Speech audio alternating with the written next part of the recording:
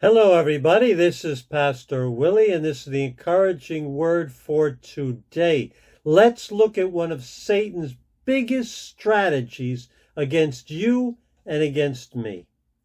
The physical battle has not even begun, but the enemy is already attacking you.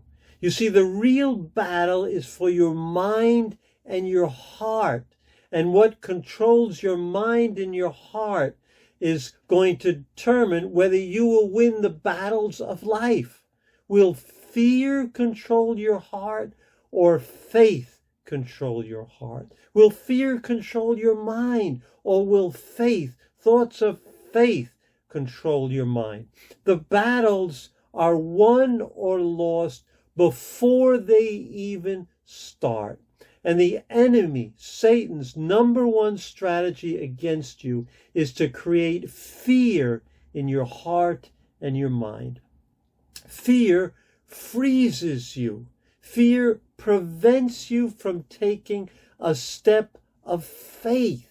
Fear prevents you from obeying God. Fear prevents you from getting out of your comfort zone. Fear prevents you from fulfilling God's will for your life.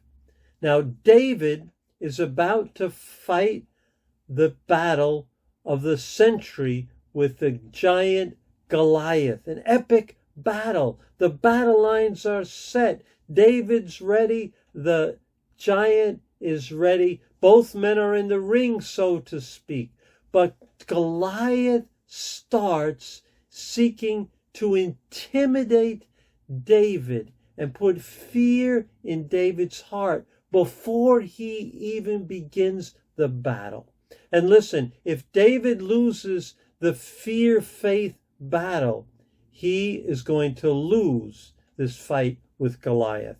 And if you and I lose the fear-faith battle in our hearts, we are not going to fulfill what God has called us to do. I've seen that fear take hold of a church, take hold of families and people, and they do not act in faith. They act in fear, and they are defeated. Let's look at 1 Samuel 17, verse 42 to 44. This is what Goliath is doing.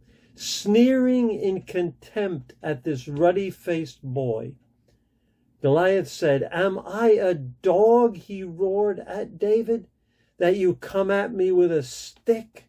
And he cursed David by the name of his gods. "Come over here, and I'll give your flesh to the birds and wild animals," Goliath yelled.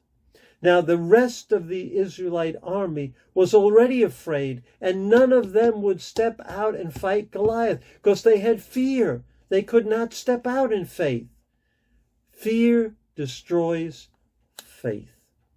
Satan seeks to intimidate you, create fear so you don't take that step.